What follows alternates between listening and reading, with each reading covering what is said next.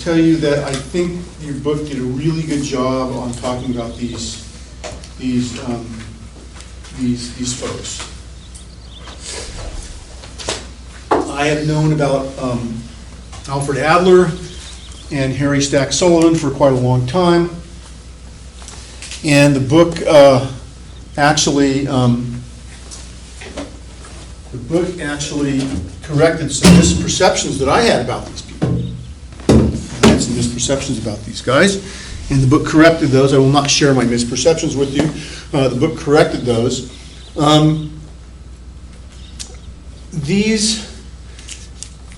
Both Alfred Adler and Harry Stack Sullivan represent very similar ideas to Freud and in some cases to Jung. And so that's why they're included here as in this chapter. They are more like, we could still consider them both to be what we might call depth psychologists, because they both at least acknowledge the unconscious. Sullivan a little more than Adler. But what they really are concerned about are the social ramifications. Okay? And again, we'll see this idea again when we get into Neo-Freudians, because Neo-Freudians also emphasize human relationships to a much greater degree than what Freud did. Okay? And again, this is my overall critique of these guys. And again, I like both Adler and Sullivan's work. I think it's really quite interesting. But my overall critique of these guys is that they basically, in many instances, if not a good chunk of what they came up with, they're really just restating insights that both Freud and Jung already had. And they're just basically saying the same thing in a maybe more complicated way with additional language, new kind of language. And it's like, well, why reinvent the wheel? That's kind of how my perception of it is. Now, I will say that Adler, I was introduced to Adler through reading Jung, because Jung talked about Adler's work in generally a very positive light. Okay, and this is after, of course, he broke up with Freud, and so Adler also had a falling out with Freud, and so you might think, well, the enemy, the enemy of my enemy is my friend, right? So that kind of idea that, well, Adler, Adler and I are both in the sort of same boat with Freud, so he must be okay. And I think there might be a little bit of that, but I also think that Jung genuinely thought that Adler was also taking Freud's ideas and expanding on them. The idea that Freud, only said, well, there's just eros. And Adler's saying, no, there's really not just eros. There's also what he called aggression, Freud would have called thanatos, and this manifests as a will to power, as wanting to have power, and these kind of things. And Jung is like saying, yeah, Adler's has the right idea. It's not just a sex drive. There's other drives, other motivating forces. And I think in this sense that Jung and Freud, or Jung and Adler were very similar. However, what Adler's saying is not much different than what Jung was saying. So in one way, theoretically, looking at it from a theoretical standpoint, it's not that much different. So why go, and this is my personal thinking about this when I was studying this stuff, it's like, yeah, why bother going and studying Adler when I could just stick with Jung? Okay? And so that's what I did, right? Adler wasn't really adding much new to what I could get out of Jung. Okay? And I would include in that also this emphasis on relationships. The difference is, another way you can think of the difference is that Jung dealt with relationships like an introvert would deal with them. Adler dealt with relationships in a much more extroverted, we would probably say in our society, more normal way, because we're an extroverted society. Yeah, but Jung also very much, was about relationships. A lot of those were unconscious internal relationships, but they still involved other people and archetypal images and things like that. It's where Adler was really talking about the social world that we all inhabit, that we all interact with, from in a day-to-day setting, in sort of consensus consciousness. Right? So that's how I see the differences. And again, for Harry Stack Sullivan, very similar idea. That Sullivan's stuff about relational things really is a lot like the Neo-Freudians. The Neo-Freudians, the object relations theorists who we're going to talk about, really were saying a lot of the same things as Sullivan, but they also didn't have to throw out drive theory. They were able to take drive theory and see how our drives, sex and aggression, sex and aggressive drives, Eros and Thanatos, how those manifest through us, and how those then drive us to create relationships with other people. And there's been brilliant work about this. You guys may have heard about D.W. Winnicott, the pediatrician who was a psychoanalyst who wrote about these kinds of things. And I think when you get to people like Sullivan, you're throwing out a lot of that interesting things because they don't deal with the drives anymore. They're just dealing with saying, well, there's a drive to have a relationship. And that's really what we're going to deal with. But where does that drive to have the relationship come from? And what does it do with regard to developing the personality of the person? Those are very important questions that I think Sullivan sort of glosses over, in my opinion. Okay? And the Neo-Freudians, the object relations people, do not. And they come to many similar conclusions that he had. So again, as another guy, I'm like, yeah, it's interesting, but yeah, for me, why would I study this when I can study object relations theory? So that's kind of where I came at it with these guys. Now, looking back at it, reading the book and rethinking about these guys, I realized there's some stuff that I really missed about both of their ideas. And for Adler, a lot of it is that's really important is the importance of the family in determining the person's personality, and the family dynamics and family constellations that really have a lot to do with determining how a person develops their personality. I think that has been, at least by me, a bit underrated. I think that's really quite fascinating. And for Sullivan, really a lot of his stuff really is a lot like cognitive behavioral theory and cognitive behavioral psychotherapy. That he's really looking at sort of overt thought patterns that really come about when people interact with each other, and how those in therapy can be corrected, how people have erroneous ideas about things and how those can be corrected. And I think that actually is very interesting because it really presages a lot of more modern sort of cognitive psychotherapies. Okay, so I think that's interesting. So I think I've probably given both these guys a little bit of a short shrift over the years, and so I'm trying now to have a little bit more of an open mind about them. So let's talk a little bit about these guys. Again, intrapsychic. Intrapsychic is within the psyche.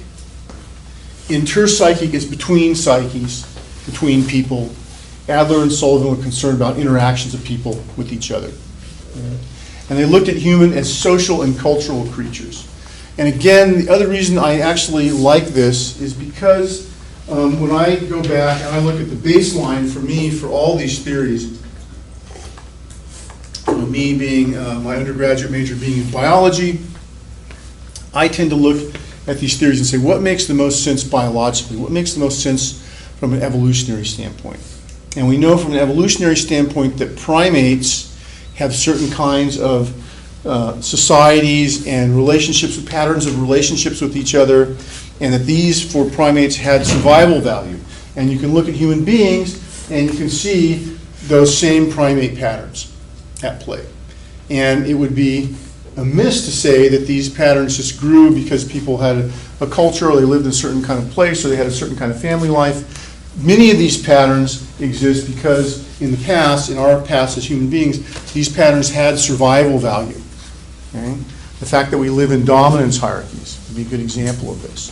And again, what Adler is really talking about later on when he talks about family structures, he's really talking about dominance hierarchies. Okay? And you can see that in the work. So if I think back, I want to ground everything sort of in evolutionary biology, I look at these guys and I go, oh, well, a lot of the stuff they're saying really makes a lot of sense. These things really had survival value in the past, so it makes sense that we would continue to do these sort of patterns.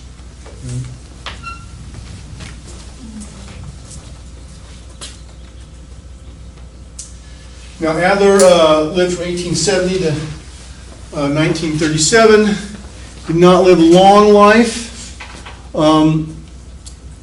Some people have asked, what's the deal with Adler? Why isn't he as famous as Jung and Freud? Jung or Freud, why isn't he as famous as these guys? And there are really, in my mind, maybe two reasons for this. One is he didn't live a long time. How old was he when he died? He was 67. Didn't live a long time. The other reason was that he was not a great writer. Probably the bigger reason. Not a great writer.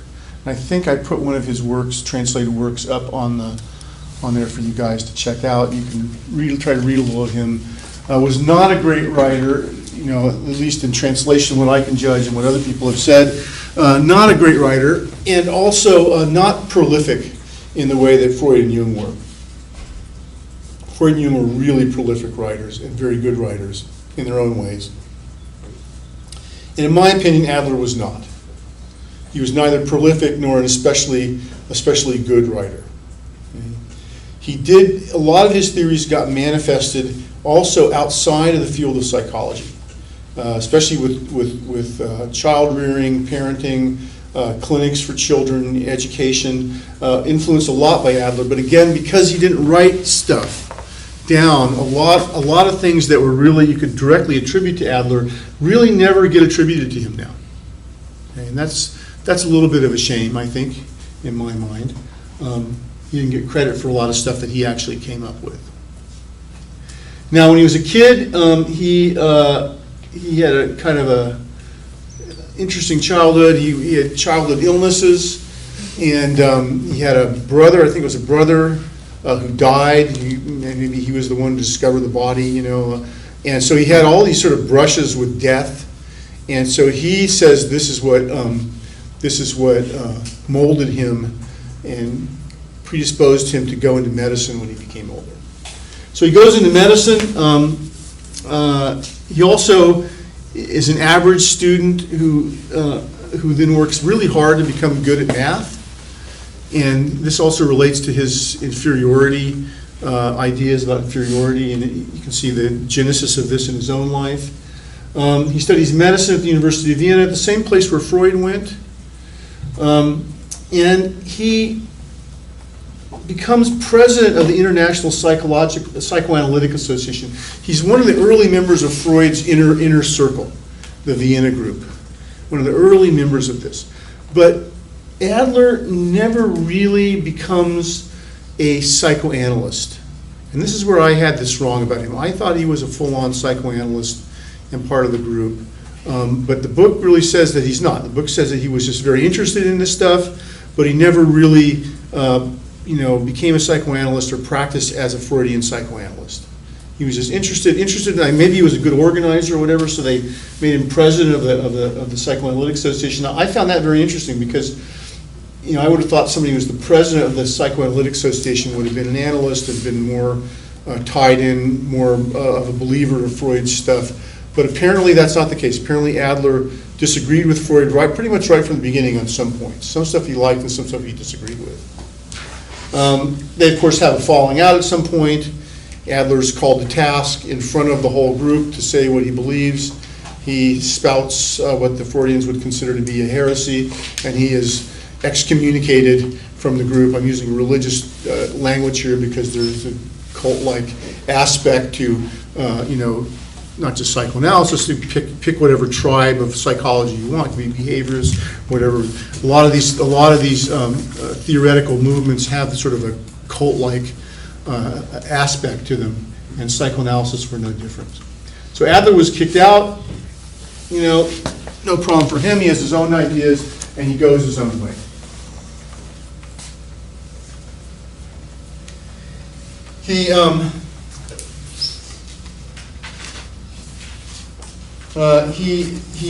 There's something I wanted to mention about that.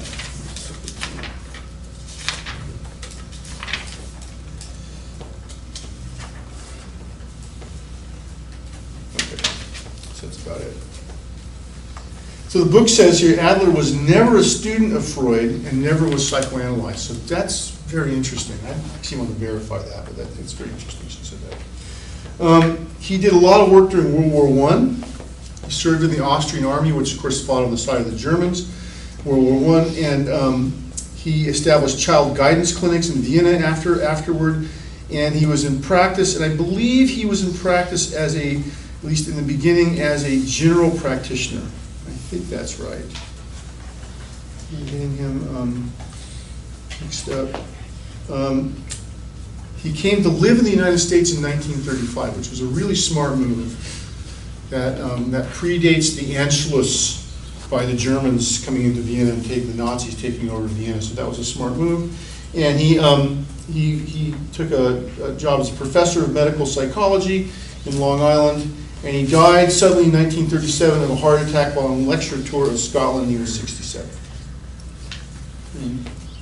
Now, interesting guy. He emphasizes the importance of human culture and society in the development of the individual personality. So all these unconscious motivating forces, even biological forces for him, are not that interesting. He's more interested in how sort of let's say the environment, we might say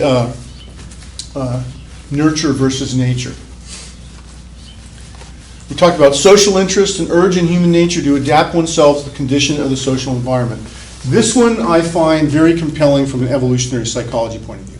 This is exactly what primates do. This is what humans do, that we adapt ourselves to the condition of the social environment. Our social environment, however, is also something that, through the course of evolution, has been shown to have fitness value. For instance, like the fact that primates tend to live in small groups. Early humans tend to live in small groups. That had fitness value. And so there was a reason behind that, which Adler didn't talk about, but I'll mention it. But that idea makes a lot of sense, right? The idea that that we adapt ourselves to the condition of the environment, and our personalities develop in this sort of sense that they help us to adapt to our social environment. Now, Adler talks about this thing called finalism. Individuals are oriented toward goals that guide their behavior, okay? Many of which cannot be proven and then are judged by their usefulness. Okay? He calls this fictional finalisms. In other words, you have some goal, okay? There's a goal orientation towards that guides your behavior. Okay? How many of you guys are in college because when you get out, you're thinking you're going to get a job? And a lot of you, right? So that would be for Adler, that would be a finalism. That goal is orienting your behavior that you're spending your beautiful summer morning sitting in this classroom, in this kind of weird classroom with this weird professor talking at you for hours. Your behavior is to sit here and listen to me. That behavior is basically guided by the fact that you have this idea that when you get out of here with your college degree, you're going to be able to get a job. Okay? And you may have heard some things in the media recently. There's been some stuff about college is useless and these kind of things, and that won't really help you. But actually, the research shows if you do get a college education, that your earning power over your lifetime will be much, much greater than if you did not. So Adler would call this a finalism. Okay? Now, how many of you are here in college to get your degree from Channel Islands because you think when you graduate, your starting salary will be $250,000 a year? Okay, so let's say you believe that. Okay? If you believe that, Adler would call that a fictional finalism, because that's a goal that's driving your behavior, orienting your behavior, but it's probably unlikely to be true. Not that you couldn't make $250,000 after you graduate and you did something else, you went to graduate school, or you had a business career and rose up or started your own business. That's perfectly possible. But to say that you're going to walk out of here and then immediately somebody's going to offer you a job for $250,000 a year probably doesn't happen for most people, at least especially for psych majors. Okay, yes? What would this person say about people who are actually getting an education to prove someone wrong, that they can make... That also would be a finalism. Finalism. My mom said I could never graduate. She said I was dumb. I can never finish college, so I'm going to do it, right? There's a compensatory aspect to that, and he'll talk a little bit about that later. As he talks about compensation, that's an inferiority thing, right? So he's an inferiority complex, so he wants to work to become superior to prove them wrong. Okay? And that would be, Adler would call that an inferiority or a superiority conflict, depending how it manifests. Okay? But these finalisms are things that we do all the time. And the problem with finalisms is that we can fool ourselves with these. Okay, we can fool ourselves. We can give ourselves unrealistic or useless goals that don't pan out. And again, when we talk about existential and humanistic psychology, we'll also see the same idea come up again. And Adler, in this sense, was very, very similar to what an existential psychologist might say. And I'm very interested and curious to find out if Adler was actually influenced by existentialism, because there would have been people around during his lifetime talking about existential ideas, and he might have been influenced by that. I'm very curious about this, because this is a very existential idea here. And we're going to talk about that later on in the session. Okay. But this idea that, that we're guided by these end goals. And again, one thing in Adlerian psychotherapy is to get the person to create realistic finalisms, realistic end goals. What is a possible end goal for you? You want to make $250,000 a year. Well, you graduate from here, and then maybe you go on and get an MBA. And then making $250,000 a year becomes much more realistic, right? So if you were in Adlerian psychotherapy, you'd talk about these kind of things. You first, you reveal, oh, really, that you have this unrealistic goal. Then you talk with the therapist, how can we make this more realistic?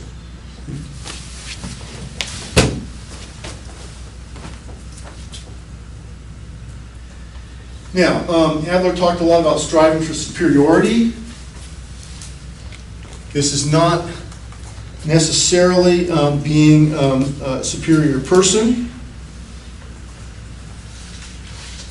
And Adler believed that the primary goal of the psyche was to become superior. Doesn't mean that you're better than other people. What it means is basically you're becoming the best that you can be. The drive for competence and effectiveness in whatever one strives to do. And you'll see again here this echo of Adler echoing Jung in the sense that this is more of a positive psychology. I might be okay now, but really what I'm striving to do is to become better. And we all do that, right? Anybody here just want to become less competent at something? No, we all want to become better at things, right?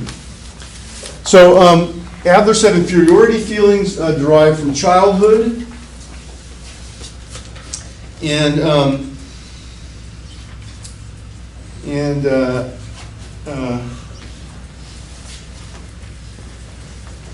this is similar to Freud or Jung, but maybe more like Freud. And they arise from childhood dependency, because as dependents, as children, we human beings have a long period of dependency on our parents. I think it used to be, back in the day, maybe your kid would go become an apprentice at 14, and then you would no longer be dependent on you. And then, now I think we typically think of dependency as 18 years old. Turn 18, you're out on your own. But as many of you will know, that really, now the dependency, I have so many friends whose kids have moved back in with them in their 20s. So dependency can go a lot longer, right? Go a lot longer. And many of you might be in a position where you are now starting to become independent from your parents. Maybe you're already independent, maybe you're starting that. And that's something you typically see people do in our society in their 20s. Okay? Finish school, you get your own degree, you get your own job, pay for your own rent, pay for your own car insurance. So you're starting to do that now. So it takes a long time to become independent. And for Adler, this is the source of these feelings of inferiority that we have. You're a little kid and you look up and you see your parents, they're doing everything for you, and you feel yourself to be inferior to them, less competent than them. Okay?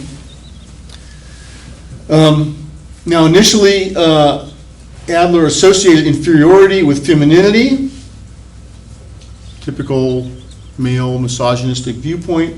But what happens is later on, he marries a woman who is a staunch feminist and somewhat of an activist, and she changes his mind about this.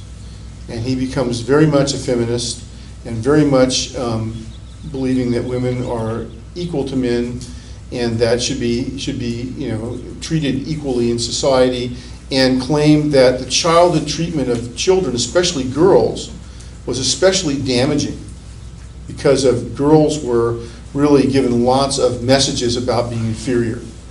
And Adler later on came to think that was very, very damaging for little girls and very damaging for them when they grew up and became women. And was really an advocate for educating, sort of co-educating boys and girls in a way where they were being treated equally. Okay? And then women weren't being singled out, girls weren't being singled out to be made to feel inferior. And this is something that still goes on, right?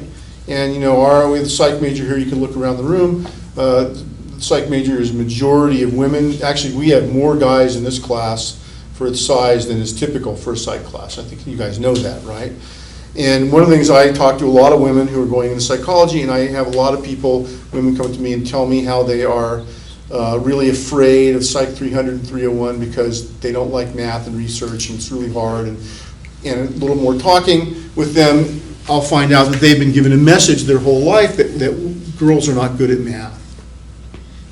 Girls can't do math. And I will beg to differ with them and say that's not true. That you can be just as good at math as a guy, you can be just as good at statistics as a guy, you can be just as good at doing research as a guy, you just haven't been given that message. And so according to Adler, you would say you have an inferiority complex that has been derived from your upbringing in a society that makes women to feel inferior to men, right? Our job in the psych department is to dissuade you of that idea. And I can tell you that I've had a lot of women students go through 300 and 301, and they get out and they go, wow, not only am I good at this stuff, I actually like it, and I can go to graduate school now, or I can get a good paying job now because I've mastered this stuff. I developed competency in it, okay? And again, I hope for you guys that's going to happen for you too. But this would be a good example of this, that we still see this sort of effective male dominance. And of course, you guys are seeing all this Me Too movement stuff going on now. Adler would be very happy about this. Very, very happy about this. And again, he also suggested this exaggerated masculinity had a negative impact, not just on women and making women feel inferior, but also has a negative impact on men. Because men have a superiority complex, right? And the superiority complex is where you need to feel inferior, or you need to feel superior in order to mask your feelings of inferiority. Now, to my mind, this is very, very similar to how Freudians view narcissism. I don't see that Adler and Freud are really much different on this, because this is also how Freudians view narcissism to a degree, except the Freudians, I think the Freudian view of this is more nuanced than the Adlerian, but it's the same idea, that you have to maintain your feelings of superiority in order to cover up your inferior feelings. Okay? And that men do this by trying to keep women as inferiors. Right? That's one way they do it, not just women, but other people. And again, for Adler, this is a problem. And if you go into Adlerian therapy, this is something that may get worked on. Okay. And Adler termed the compensation for life's inferiorities, he initially called the masculine protest, okay, which is kind of an interesting idea. Okay. And again, Adler also, served as a consultant to educational agencies and things like this, and he recommended the cultivation of comradeship and education for cooperation between the sexes. In other words, he thought that it was important while people got an education that they learned, men and women learned to get along with each other, which is, again, a very radical thing. You guys had a class in here where you basically learned to, talk to the opposite gender, or learn to talk to people who have different genders than you, or different gender preferences than you. No, probably not.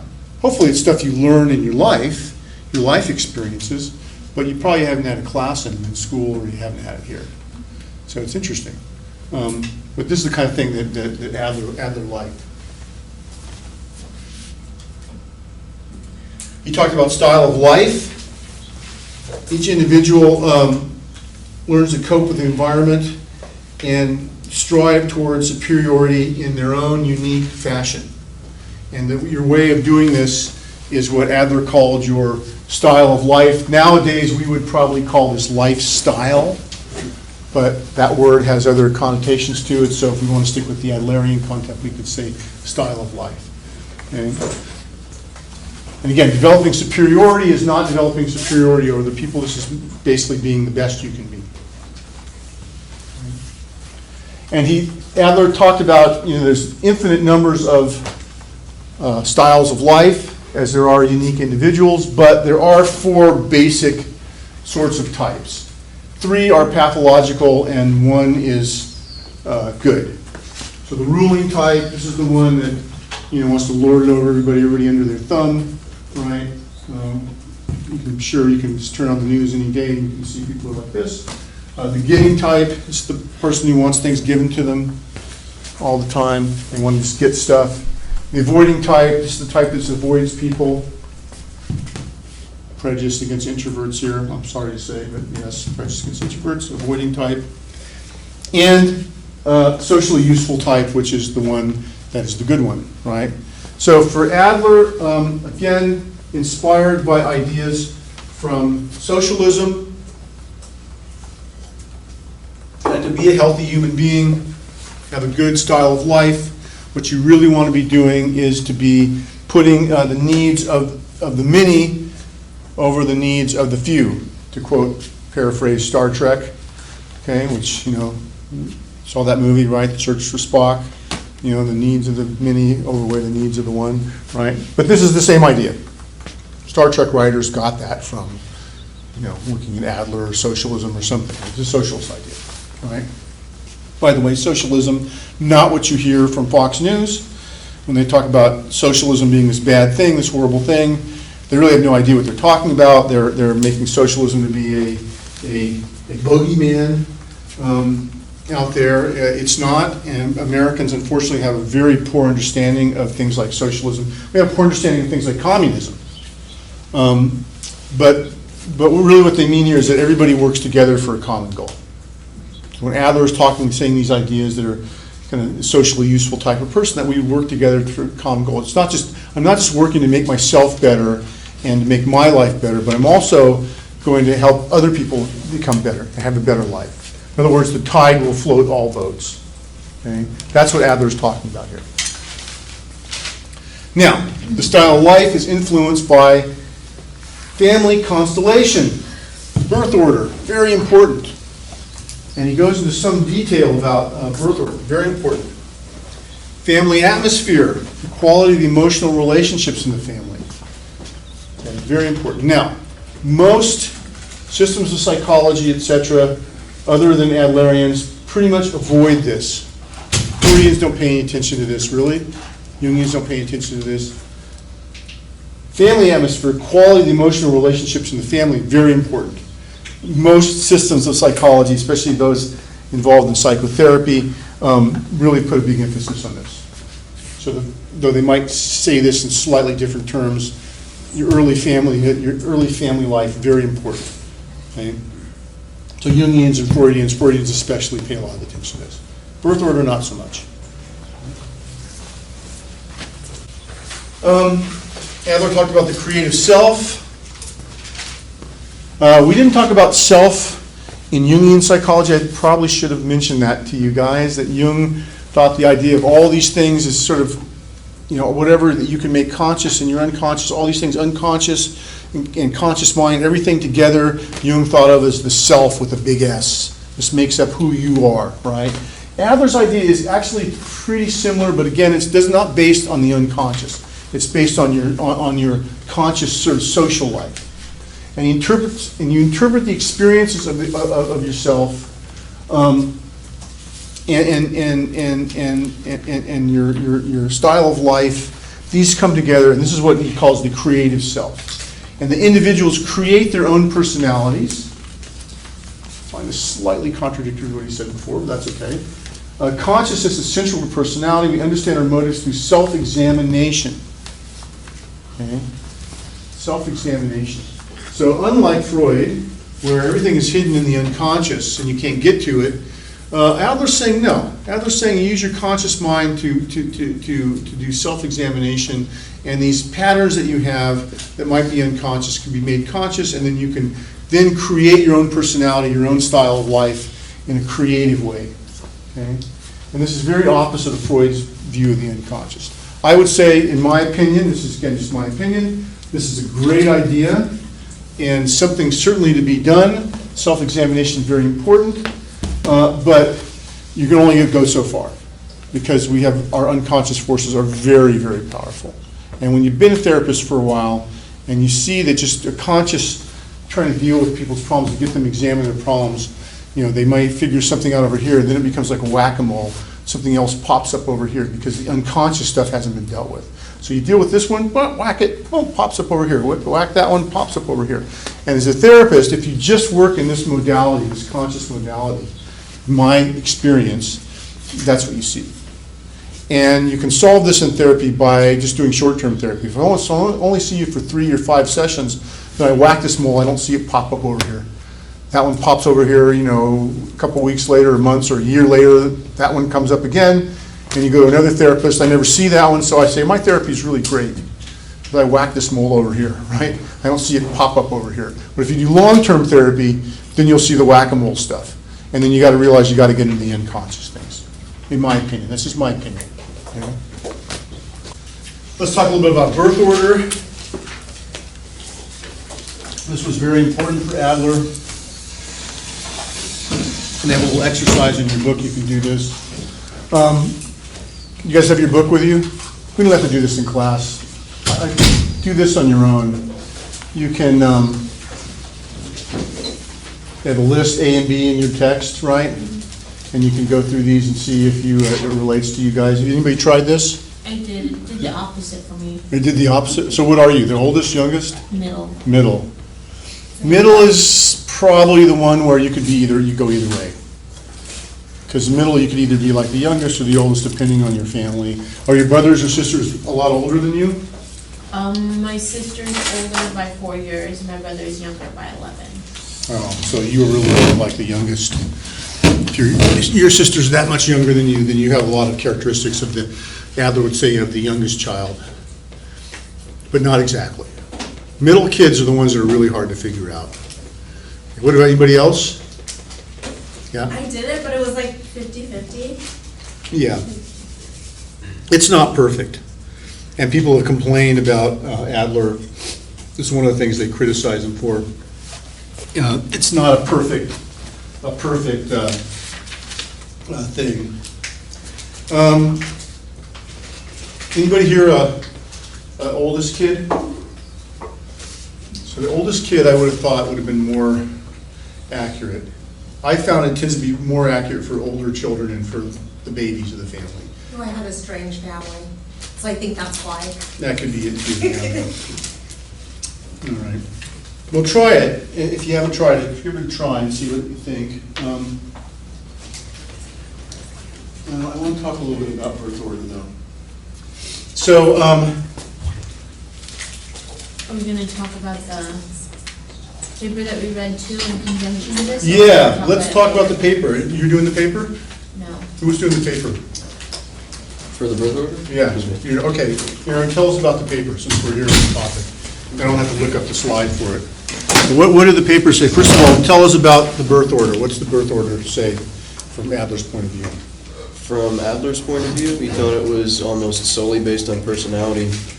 But according to the paper, it took a step back to a guy named, I always forget, Frank Soloway, I believe. Frank Okay. Soloway, who coined the term the family niche theory, where it's more like evolutionarily based, in that the literal aspects of a child being, the youngest would be the smallest. Right.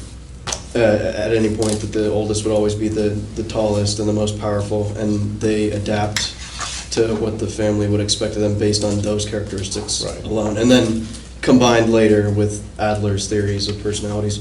But what was interesting was personality is almost nothing to do with birth order, according to the study, Right, which had a total of, it was a lot, it was over 10,000 yeah, like siblings.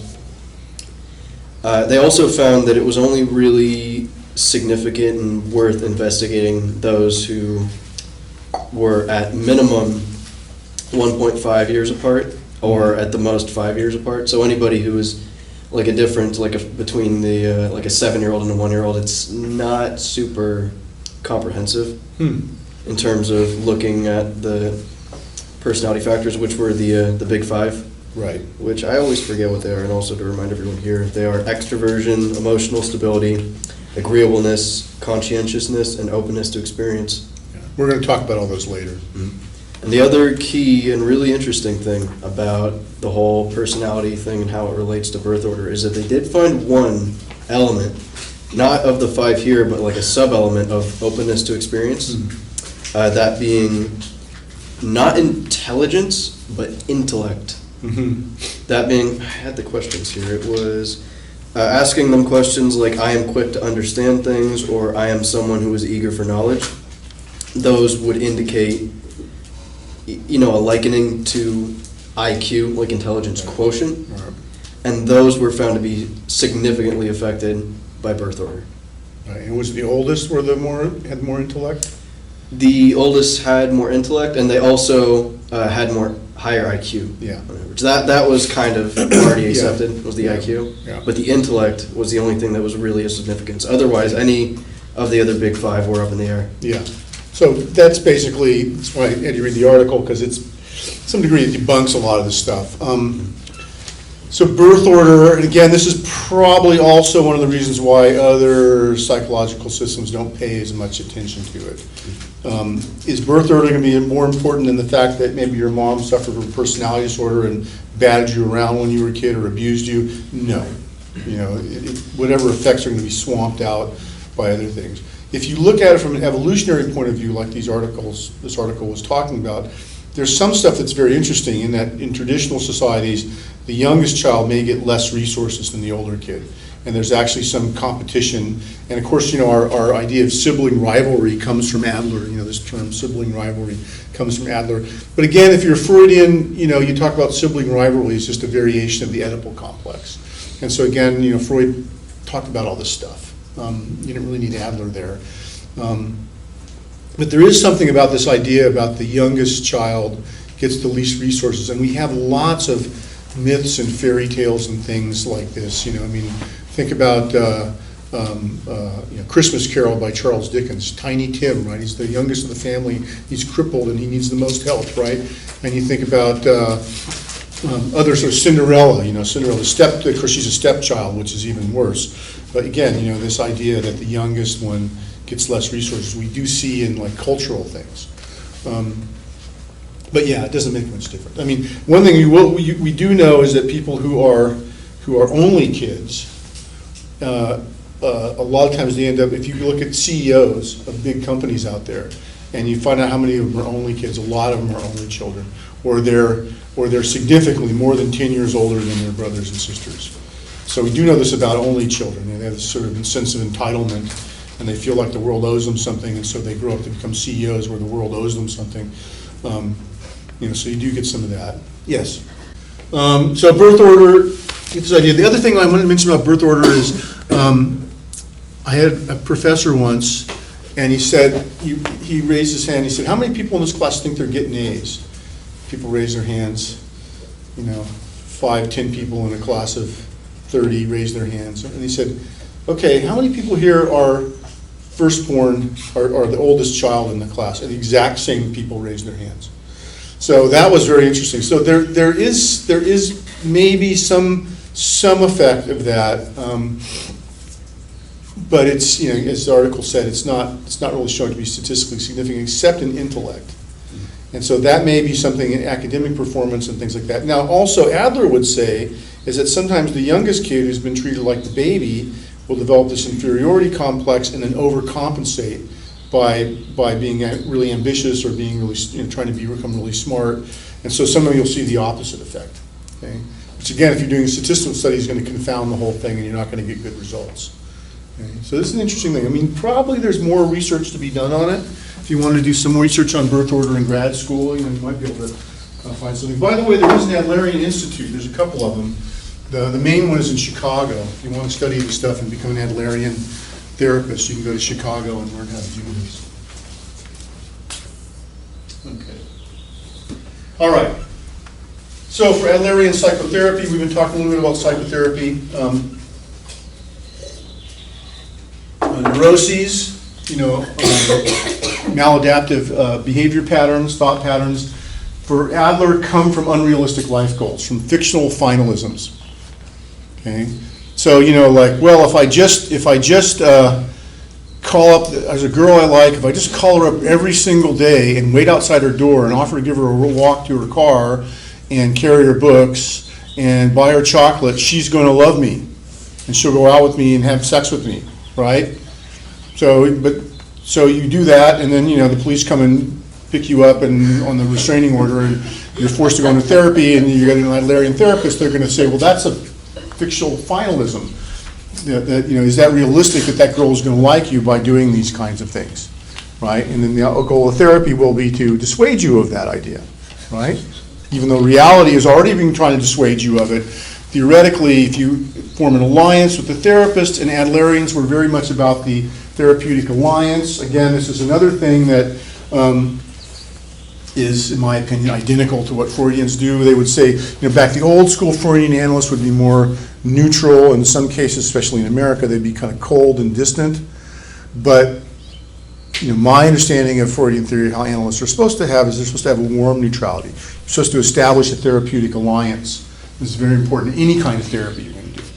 And Adlerians would say, well, I'll establish a therapeutic alliance with this person, and then when I start telling them that their stalking behavior is an unrealistic way to get this girl to like them, they're going to change, right? Freudian's going to snort derisively at this and say, no, that ain't going to happen, right?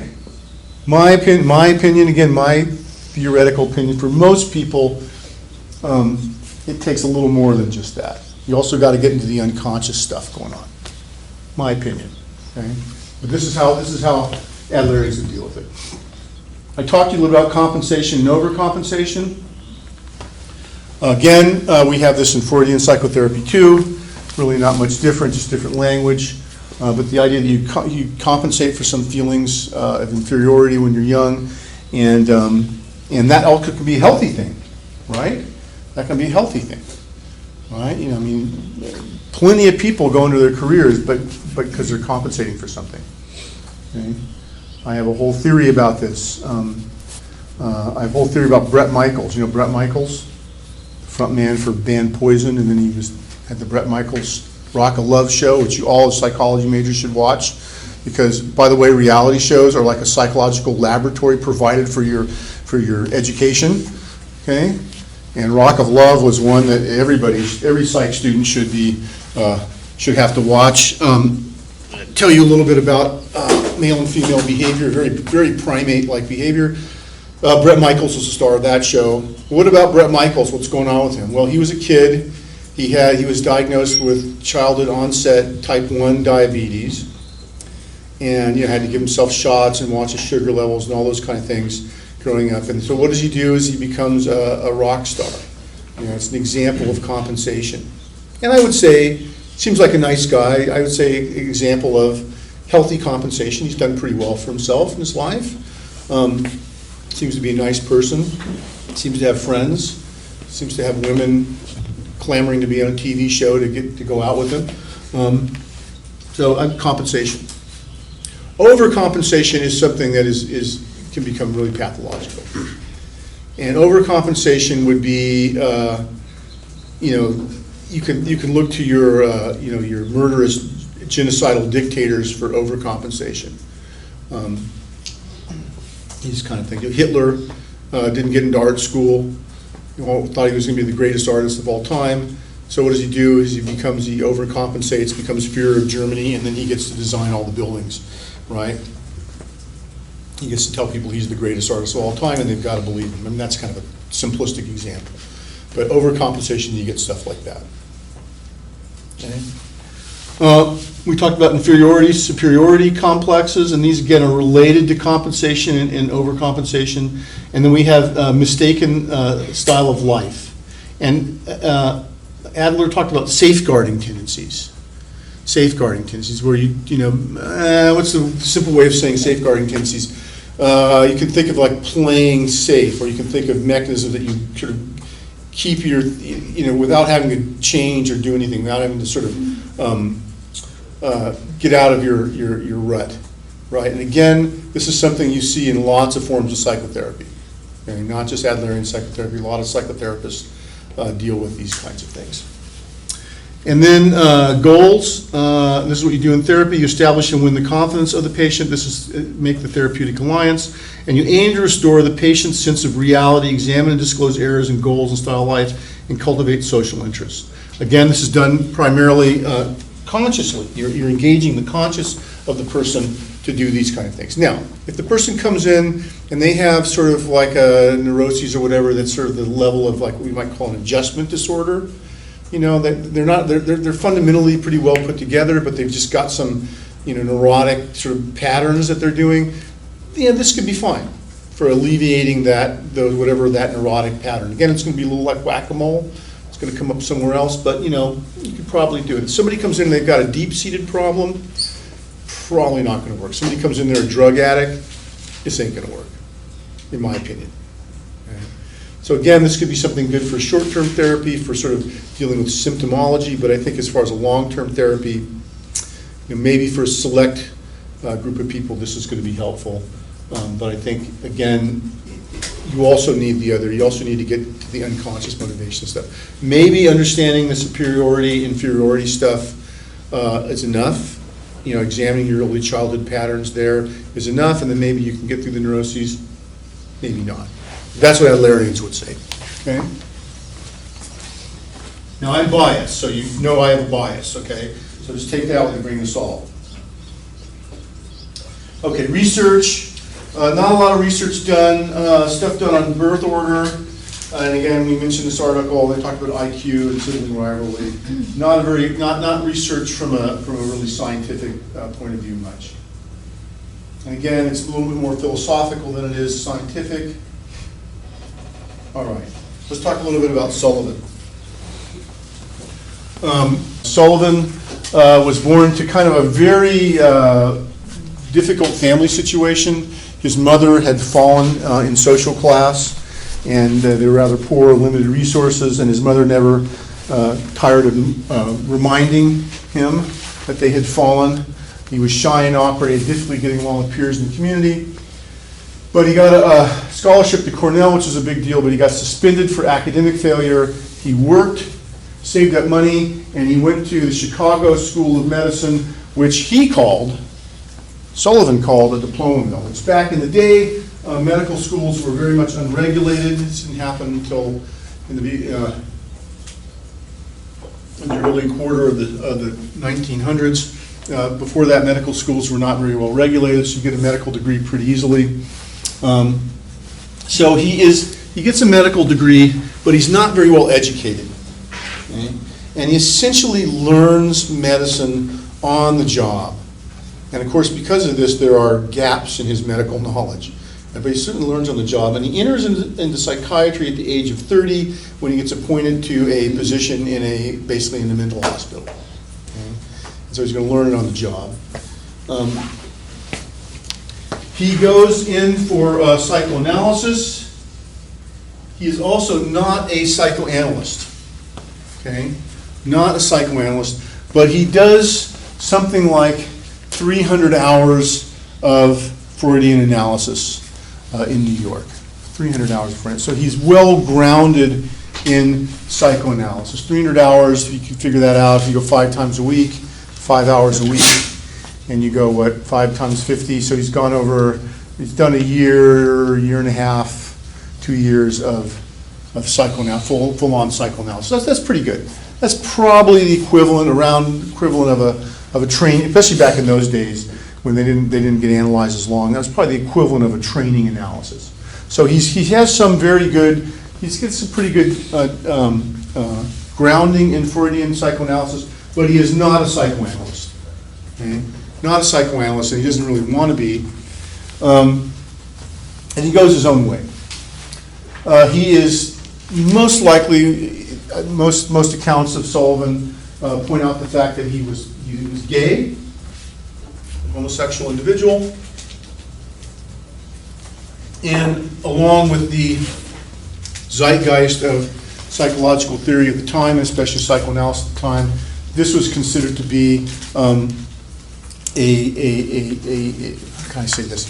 An interrupted development. That he never achieved the stage of normal heterosexual development.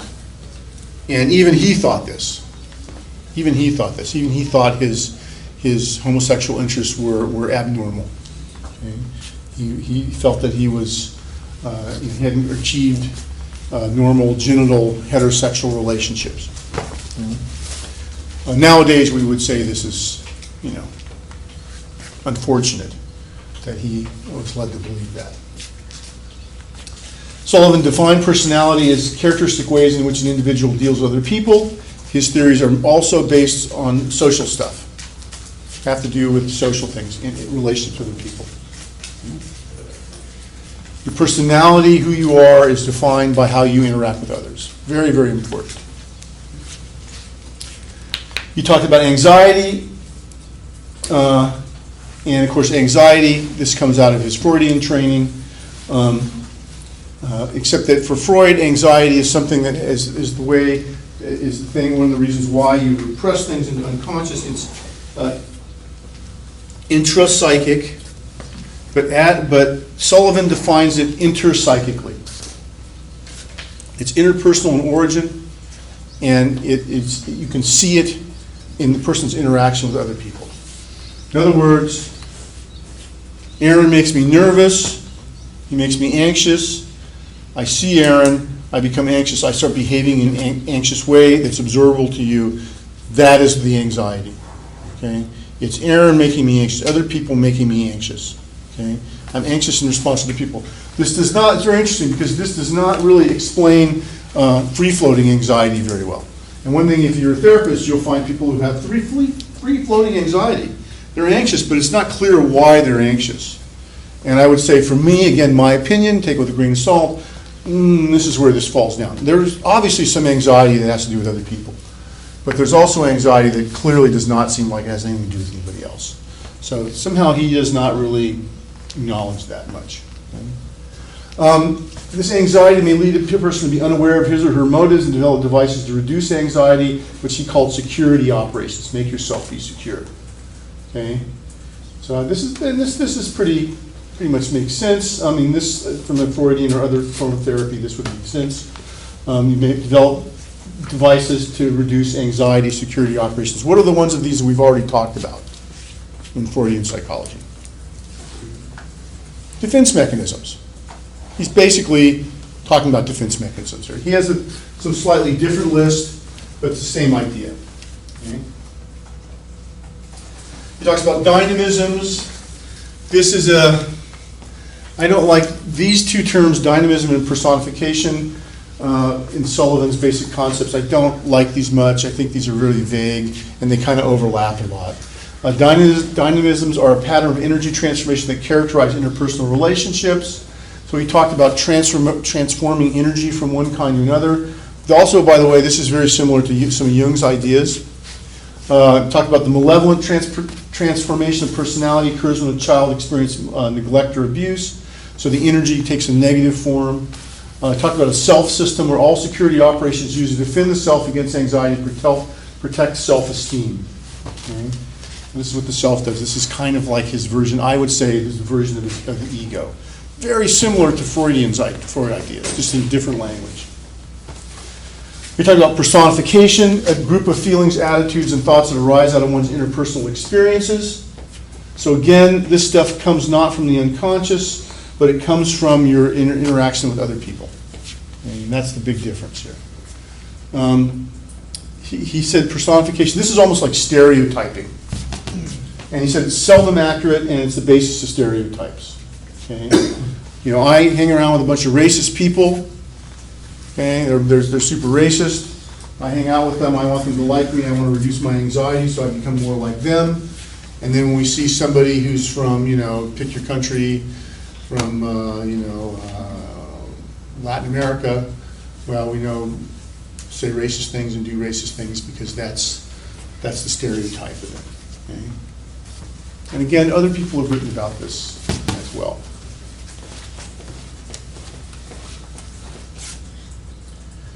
His stages, he has stages. Again, he's riffing off Freud here. The big difference here is that he has 3 stages of adolescence. He thinks adolescence is super important. Pre-adolescence, early adolescence, and late adolescence. These are really important. These other ones are pretty similar to Freud's, but they're again defined by social relationships, not by unconscious motivating biological drives. Okay? The adolescent ones, talking about pre-adolescence, he talks about homosexual ideas here, because he had a friend when he was a small child, he was 8 or 9, he had a friend who was adolescent who was an older male, and the speculation is that they had some kind of homosexual relationship. But that's not confirmed, but this is the idea that he gets the idea for here. That this pre-adolescence, a chum relationship, beginning of intimate reciprocal relationships, could entail overt homosexual activity. Early adolescence develop of a lust dynamism and a stable heterosexual pattern of sexual satisfaction. See, he said he never made it to this, in his own words. And in late adolescence, integration and stability of culturally appropriate adult social, vocational, and economic behavior. So again, Freud stages defined as more of a social way.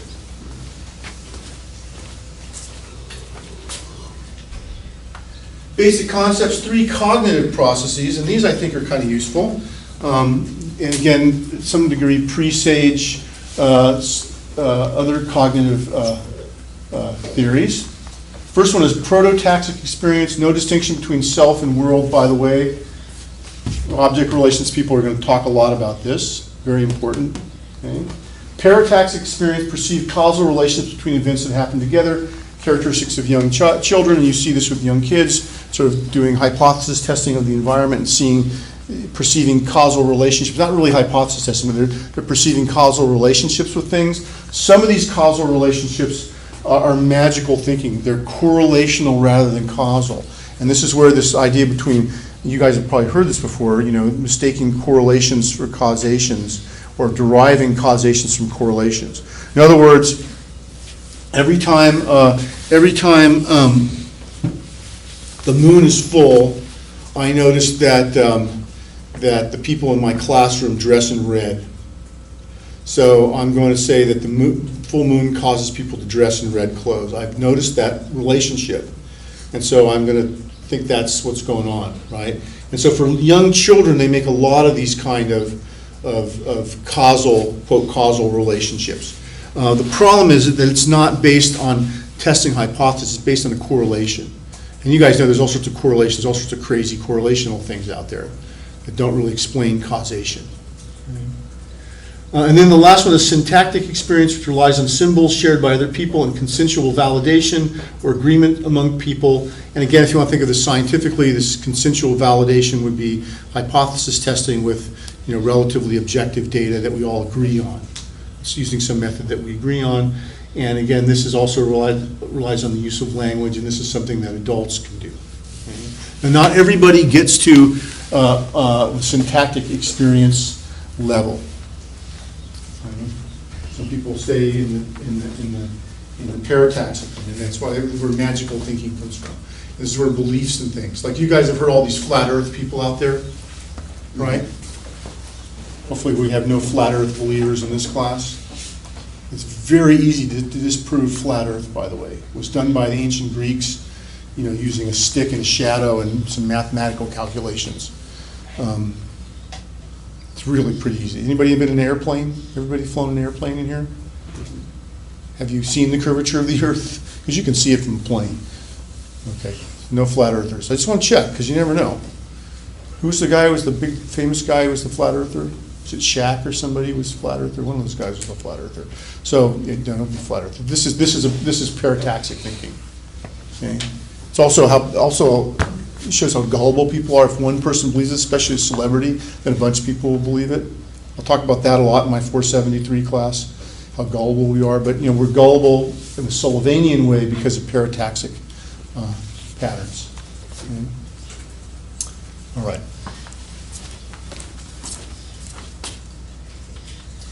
Psychotherapy, interpersonal process, one person assists another in resolving problems, emphasizes participant observation technique of assessment. So the therapist is both participant in the relationship, but also is observing it.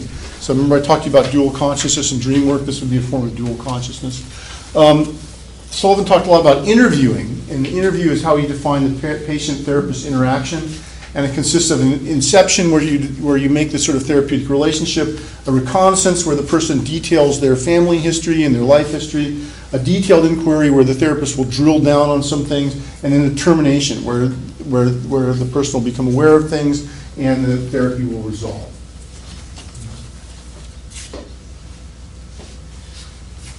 There's some research on Sullivanian things, but really most of the research has to do with it's psychotherapy research. It has a lot to do with case studies, and this is how psychotherapists do research. So it's not scientific in the sense of kind of hypothetico-deductive science, but it's scientific in the sense of collecting lots of observations like case studies. And again, people think Sullivan's greatest contribution is the shifting from the intrapsychic world of individuals to the interpsychic relationships between people, and especially family. And looking at family members. Family is also something very similar to Adler. Family becomes really important.